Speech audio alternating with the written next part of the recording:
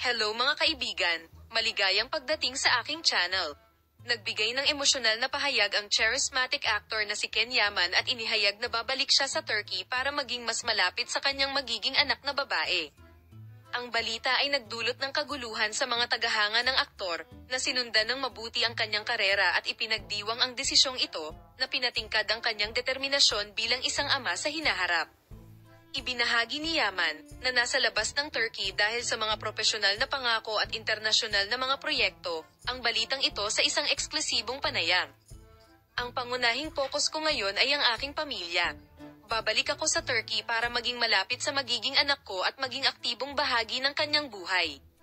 Sabi, ang balitang ito ay nakaantig sa mga tagasunod ni Ken Yaman, na pinuri ang kanyang dedikasyon sa kanyang pamilya at ang kanyang desisyon na unahin ang paggugol ng oras sa kanyang anak na babae.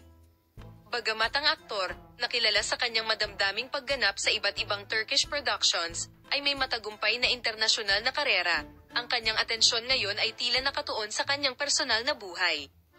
Dito rin ipinahayag ni Ken Yaman ang kanyang pasasalamat sa kanyang mga tagahanga para sa patuloy na suporta at pagmamahal na natanggap niya sa mga nakaraang taon, ngunit ang aking mga tagahanga ay napakahalaga sa akin. Pinahahalagahan ko ang kanilang patuloy na suporta at nasasabik akong ibahagi sa kanila ang bagong kabanata ng aking fandom. Ang puntong naantig nito, ang balita ng pagbabalik ni Ken Yaman sa Turkey ay nagpapataas ng mga inaasahan tungkol sa mga hinaharap na proyekto at pakikipagtulungan sa larangan ng Turkish entertainment.